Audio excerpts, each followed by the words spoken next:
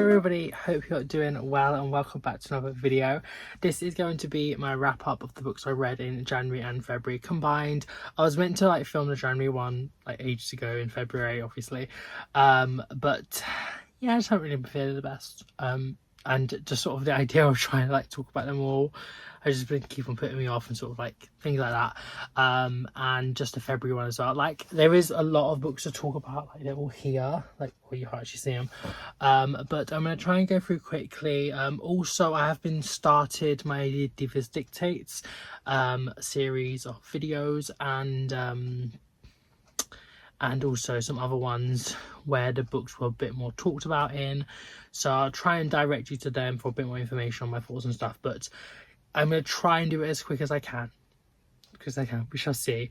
But first of all, we'll start off with January's statistics. There was 7 books read, and 1 DNF. I also, the one DNF isn't unhaul, I'm going to unhaul it, and my total, I think it was 1,310, I think, was what I bought over from last year's when I was doing my read on hauls, because I'll be including them in my wrap ups this year because I'm not doing that series anymore. I hauled 3 books, and with the way it worked out is that there was 1,305 books left on my unread TBR at the end of January. So yeah, I brought it down by 5, which is good. Page count was 1,554 and 3 hours of audiobook listening. I primarily read with my eyes. And yeah, it was a good month, to be honest. The average star rating was a 3.89, which is good. It's not perfect, but it's good. I can't remember what I said. I think I said I wanted at least a 3.8 for the whole year, or per month. Don't quote me on that because I can't remember where my book goals are. Because my reading journal, honestly, I have so much to do, but I haven't been doing it. Also, every time I wash my hair, it just goes so fluffy and stuff. But yeah, I don't know. I need to cut it soon. I keep saying that in my videos, but I've just been putting it off. Anyway, I keep putting it off as well. That is the statistics for January. Not too bad. Good start to the year, to be honest.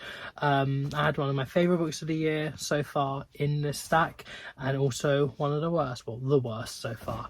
But yeah, without further ado, first book I read in 2026 was A Room Above a Shop by Anthony Shapland. I gave this 4.5 stars, and yeah, I did really enjoy it. It's quite slim, slight, a lot of chapters with a lot of sort of empty space, a lot of reading around the topic, and not everything's really told you on the page.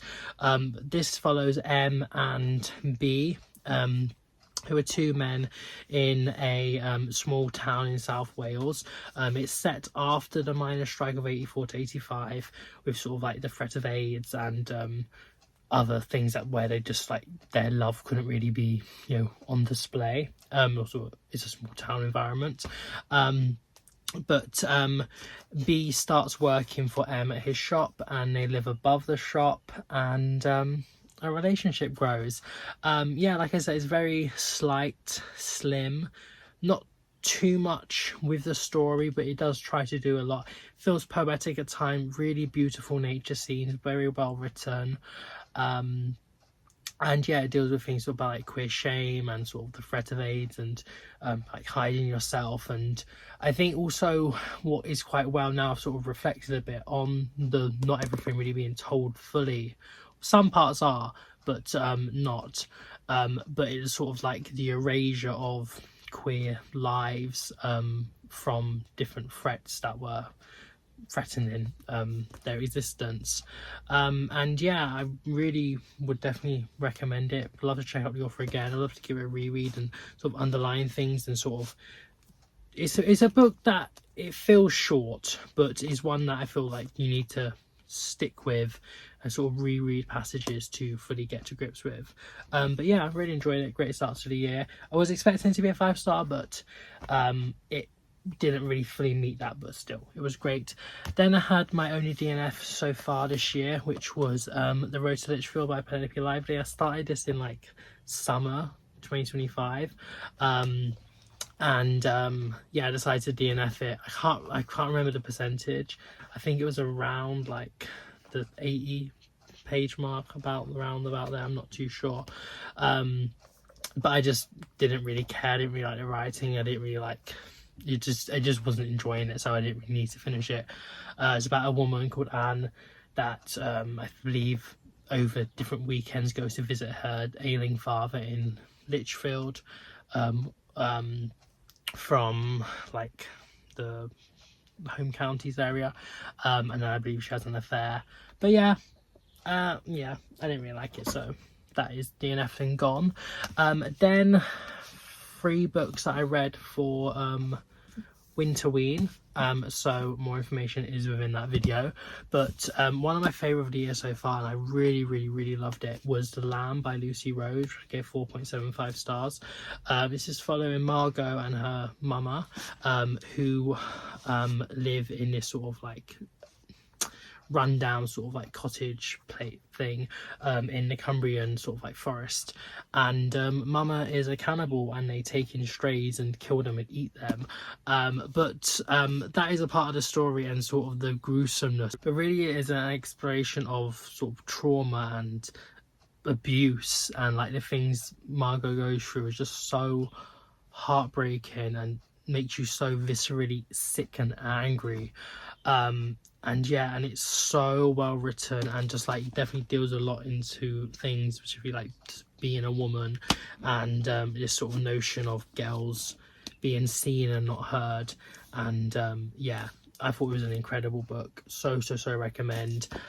Maybe I didn't fully love it, that's why it's not a full 5, but one I'd so recommend. Definitely check out the author again, and I would love to give this a reread, and possibly even before the end of the year, because it could be a 5-star. But yeah, loved it. Check out the video for more information. Then Carmilla by Joseph Sheridan Lafanu. I gave this 4 stars, did I? Yep. Yeah, it's a classic lesbian, kind of like their love is sort of on the page, like how they're both saying how each other is so beautiful and kissing and hugging and stuff. It's like 1800s, like I love that. But maybe I didn't really love sort of like the root cause of the sort of story, and like, you know, using this sort of lesbian seducting because she's a vampire, sort of like demonizing in some sense that relationship. But yeah, it was decently written, interesting, would recommend it. And yeah, it was fun, you know, kind of. Then the worst book of the year so far, it was just so crap. Like I should have DNF'd it, but like it's definitely a readable book, but it's not enjoyable. And it is the short story collection Things Have Gotten Worse Since We Last Spoke and Other Misfortunes by Eric Rocker. The first story I think I gave like 1.5, then the second one I think was like 1.25, and the third one was 1.75, so average was 1.5. I believe that's what it was. Yeah, it's all like horror, just stupid, irritating characters, hated it, badly written. Yeah, do not waste your time. It was very poor. Yeah, I'm going so quick. Oh my god, I'm so happy. Then I read Big Panda and Tiny Dragon by James Norton. I will be talking about this book in a video that will come eventually. But not for a while. I'm not really saying the reason why I would talk about it just yet. It's a little bit of a secret. But yeah, I enjoyed this a lot. I gave this 4.5 stars. It's very echoes The Boy, the Fox, the Boy, the Mole, the Fox and the Horse by Charlie Maxey, in that it's sort of like philosophical sayings about these 2 characters that just sort of like go on an adventure. It's like really nice artwork. I think I prefer the artwork in this to The Boy, and sort of like the characters, and it's like Big Panda, little dragon, and like really nice sort of the artwork in different like colors, and it's just sort of like these different like sayings that it's split into different seasons, as they're sort of traversing the landscape, and yeah, nice sort of like meaningful things that, you know, I feel like I should really take on board. I think it's inspired by it's like Buddhist philosophy. It was a fun time. I enjoyed it. Quite easy to read. Really nice artwork. But it does. I didn't love it as much as the boy. Also, I felt like some parts felt extremely similar. Yeah, overall, great read. Just a nice, pleasant book. Then we had the manga Look Back by Tatsuki Fujimoto, translated from Japanese by Amanda Haley. And this follows two like young girls, Fujino and Kiyomoto, in like from like school age, and they're both sort of like manga artists. Fujino is sort of like quite confident, and Kyomoto is quite like a shut-in, and how they sort of like work together to sort of like create a manga, like follows them on from there. And yeah, I enjoyed it a lot. Really nice artwork in here as well, and also there is quite a lot of sort of full page spreads that don't really have any, you know, text on. It's just sort of like the changing like story. And yeah, I think it's really well drawn. Like the artwork, I think, is one of my like favorite, like best I've seen in a manga. And it's just so nice about like their like friendship and their sort of manga craft and sort of their passion for it. It gets a little confusing a little bit later in the book, and I wasn't too sure what was fully going on. And it's sort of like bit of just, I didn't know how to fully feel about it, but overall it was enjoyable. I would recommend it. We'll check out the author again. Yeah, I felt like it was a nice read still to read. And then closing out January, the first book that is part of my Cat Burns Diva Dictates video, You Exist Too Much by Zaina Arafat, so do check out that video for more information about it. And I gave this 4.5 stars. It's following I think she's unnamed. Is she unnamed? I'm not 100% sure now. I think, yeah, the main character is unnamed, who is a Palestinian, like her nationality, but she's been living in America for many years. I think born there, I'm not too sure. And she's queer, and it deals with her sort of like love addiction and sort of her trying to go over her past traumas from childhood, and try to traumatic relationship with her mother, and sort of like being a Palestinian woman in the USA, and also back home in Palestine and Jordan, and like her family, and deals with so much, and also like her queerness, and yeah, I think it's really well written. It is a book that I did go back and sort of like underline parts and star and things. A lot to learn from it, and yeah, I thought it was really good, to be honest. A little star. Yeah, we'll definitely check out the author again. I enjoyed it a lot. So now on to February's content. February was a very successful month.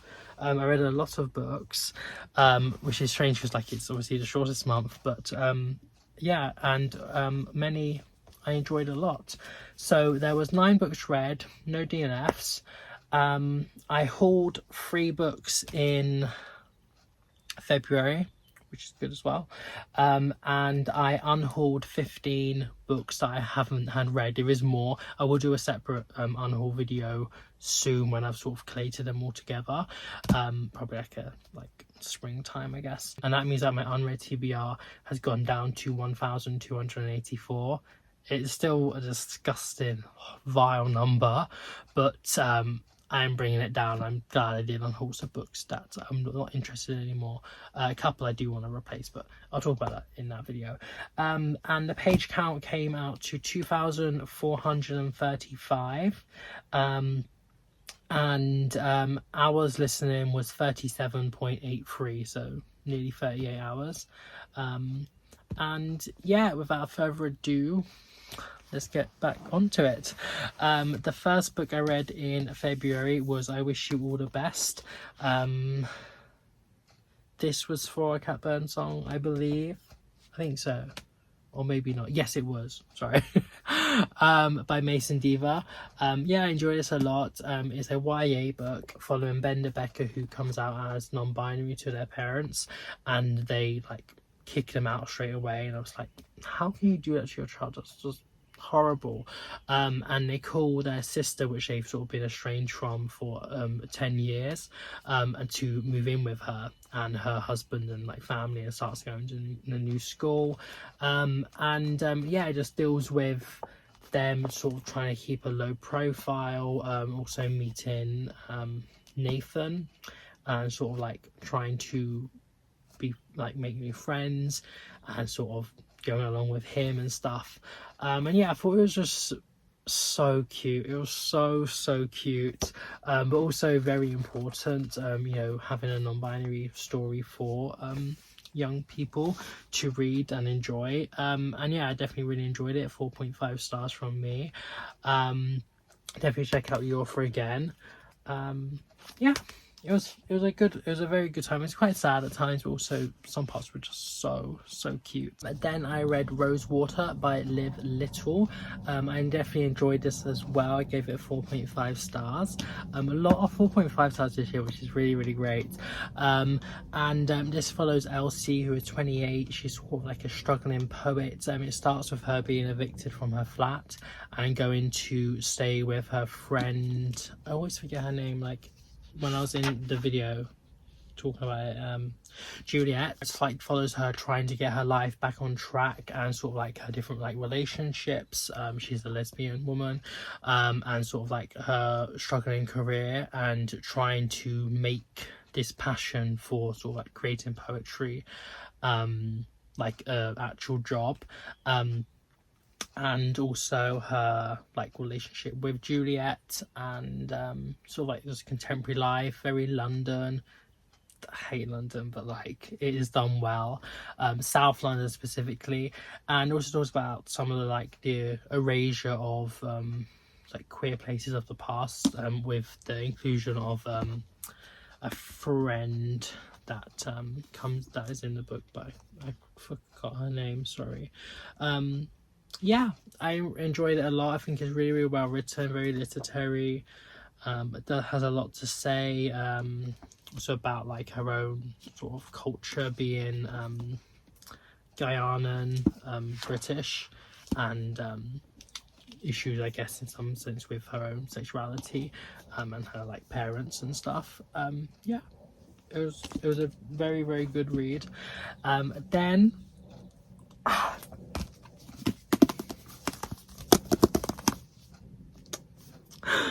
unlike 2025, when I had to wait till November and 80 books for a 5-star, I got one in February. The Two Roberts by Damien Barr, sorry.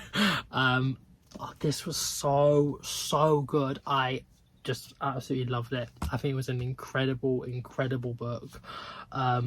Extremely well written.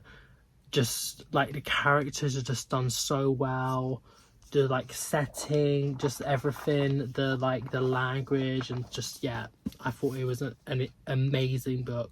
5 stars. My only slight criticism is that some of like the time jumps and sort of that thing a little bit like inconsistent, but like it doesn't discredit from the fact that it's just such an amazing story. This is sort of like a fictionalized to an extent, well, it is fiction, but based on the true lives of Bobby McBride and Robert Colquhoun, who were 2 young artists who met at the Glasgow School of Art in 1933 or like 1930s in Scotland, and went on to sort of, you know, live together and like be together and create art, and it just follows them like throughout their lives, and it's so upsetting at times and also like heartwarming. and yeah, I just thought it was an incredible book. I have so much to say. Like, I feel like me just talking a little bit about it isn't really doing it justice. But yeah, it was amazing. It was so good. Yeah, I feel like I have so much to say, like I do, but I think I need to try and like write my review and stuff for this book. But yeah, read it, please read it. It is an exquisite book, and I need to read more by this man. I loved it so much. Then the final book for the Cat Burns video was Everyone in This Room Will Someday Be Dead by Emily Austen. I gave this 3 stars. I think it's a very interesting story, kind of. It's good. I was intrigued, but I didn't fully love the writing style. I thought it was very like stop-start and basic, and I get the reason why is because it's written so like we're inside the main character Gilda's head as she's going about her life and stuff, but like it because like the part where it's like I think your hair looks red or something, I can't remember, it's something like that, and then she just says, I say to her, I think your hair looks red, or some things like that, and I was like, oh, it's just a bit like, come on, get on with the story. And maybe I wanted a bit more of her trying to uncover what happened to the previous employer. What is the story about? It's Gilda. She is a atheist, animal loving lesbian. She's 20 something, and she keeps like ruminating on death, and sort of somewhat maybe hypochondriac-y, also having like anxiety and panic attacks, and probably depression as well. And she accidentally gets a job working for a Catholic church as like the administrator kind of person, and the previous employee died under sort of like suspicious circumstances, and she tries to work out what that is. She also starts messaging a woman pretending to be the previous employee, Grace, and yeah, she just sort of like bumbles through life, sort of like continually like lies at times. Yeah, I think it's a really great inspirational sort of like anxiety, which is just done so well, and it is interesting. Like I said, I just didn't love the writing in it. I just felt it was very like hard to love, and some parts of the plot and stuff, but yeah, I thought it was fine. I did enjoy it, but I didn't love it, you know. Then we went into my video for Elton John, and the first book that I read for that was Here the Whole Time by Vitor Martins, and it is translated from Portuguese by Larissa Helena.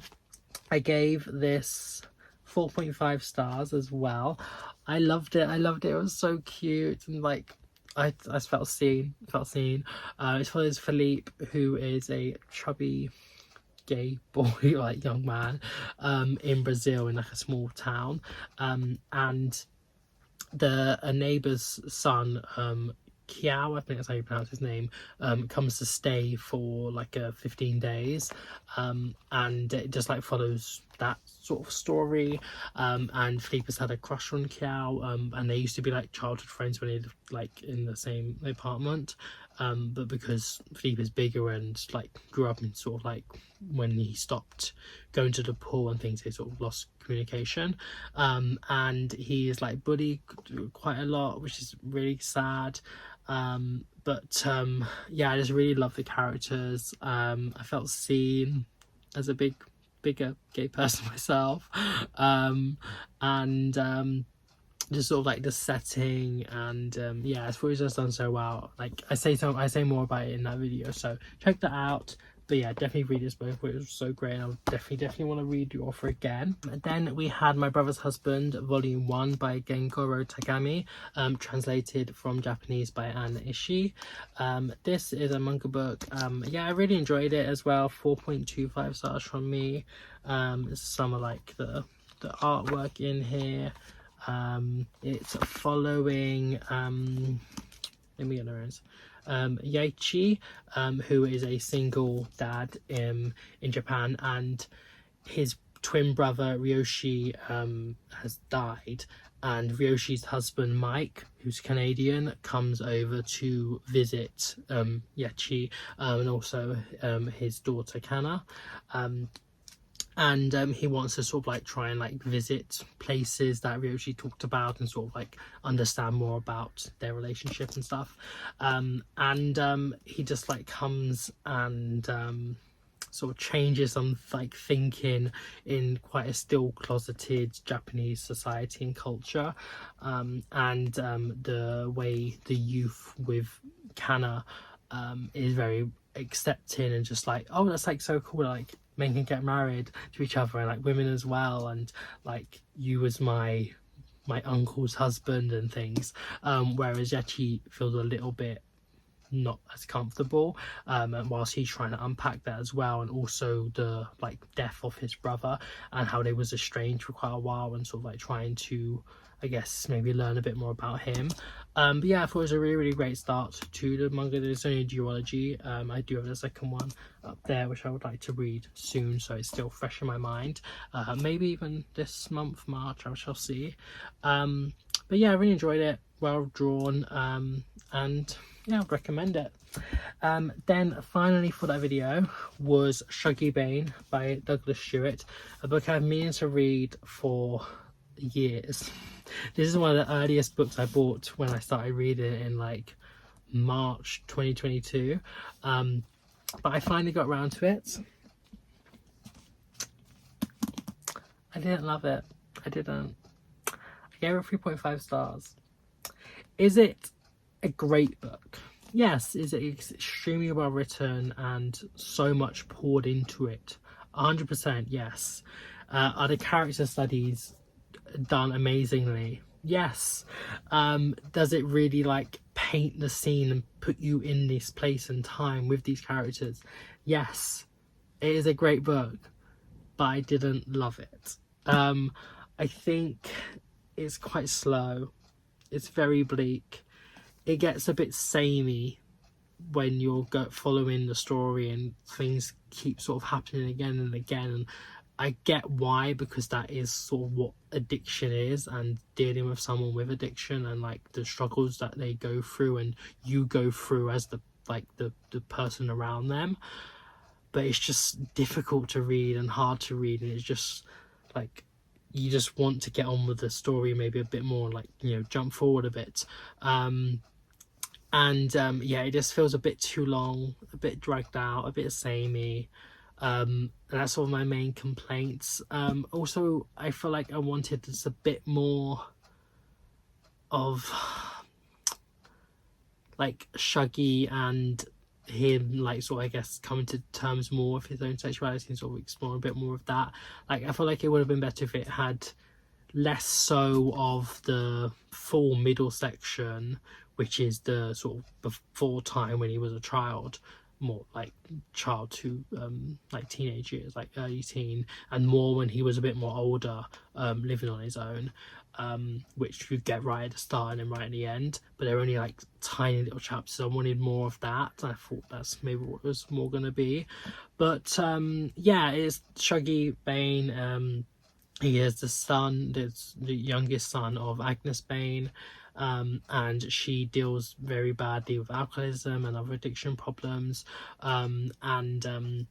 it's like follows both of their stories in sort of 80s Thatcherite Glasgow, and a lot of poverty and like addiction problems, and people around you are making issues worse, specifically Shug men, hate them, and like other like neighbors and stuff. Yeah, like I don't like the fact that I didn't like it as much as I did. I think 3.5 stars is a good rating. I was expecting 5. So many people have loved it so much. I think also, I guess I just wasn't really the best mind space and stuff when I was reading that. I don't think I should have continued. I think I should have put it on hold again and went back to it when I was feeling better. But just sort of the constant bleak nature just wasn't the best to be reading. But yeah, I feel like I would recommend it. It is great. So many people will love it for a reason. I just feel like maybe I didn't fully get to grips with it. But yeah, that was trying to give it in. Then 2 books which I will be talking about more so in an upcoming vlog. I just need to finish some other books for it. I'll be coming later in March, hopefully, if we get them done. And the next one is Open Throat by Henry Hoke. This follows a queer mountain lion that lives in the Hollywoods, like near the Hollywood sign in LA. It's like very sort of sparse, like one like line parts and stuff, lots of empty space, reads very quickly. It's definitely an enjoyable book. Talks about sort of like humanity and like issues and stuff with it, and yeah, very interesting. Would so recommend it. This I gave, or should I say the star ratings yet, because I don't know how that video is going. I will. I gave this 4.25 stars. Yeah, but that's what I'm going to say for now. And then finally for February was The Opposite of a Person by Lieke Marsman, translated from Dutch by Sophie Collins. Gave this 4.5 stars. I don't think this book is perfect, but I do think it is successful. And if you read that, that will sort of make sense. It's so interesting, so much to unpack and learn from. Yeah, I did really enjoy this. It follows Ida, who's a climatologist, and she leaves her girlfriend to go to the Italian Alps to deconstruct the dam, and that is kind of like the story and sort of like beforehand and stuff, but it is so much more than that. There's sort of like essays in here, and some poems as well. Yeah, it's hard to put your head around. I like when I talk about it in a video, I'm gonna try and do my best to delve deeper into it. But yeah, it just talks about so much, so much. Most mainly, I guess, the climate crisis and people unwilling to accept that it is a thing. And a lot of parts that I was like, hun, preach, because it's an issue and so many people are not like fully really taking it seriously, and like we're all doomed. It's like the state of the world is just horrible, and yeah, but also like philosophy and relationships and love. In the translator's note where she says this in fact a book of hyper objects, and yeah, that's what all these sort of topics are. They're like hyper objects, things you can't fully like grapple with and like put on pen and paper and make sense of, because they're just so like wide reaching, and just yeah, I thought it was so interesting. Like I'm not fully set on that star rating fully at the moment. Like it could be a 5, but maybe I didn't love the story, so I don't know. But anyway, that is the wrap up. I think it is getting along, but not too bad for the amount of books I've read. I think like 16 or like 7, like 16 on the DNF. So yeah, I've started off the year quite well, reading wise. Otherwise, no, but we move. And yeah, I'm really excited to see how the rest of the year goes along. I feel like I'm really trying to pick books that I think I'm going to enjoy going into them. Some have like been a bit surprising. I'm like, oh, I actually really enjoyed that. And yeah, I feel like it's been good. Also, the star rating, the average star rating for February, I didn't say that, was 4.22. 4.22, that's really good for like 9 books to have that star rating. I'm really happy about that. Yeah, so many of these I recommend. All of them, to be honest, apart from that crap. And that was kind of boring. But yeah, overall, good start to the year. Hopefully Marches will just be Marches. And I shall see you soon. Have a nice morning, wherever you are in the world. Bye.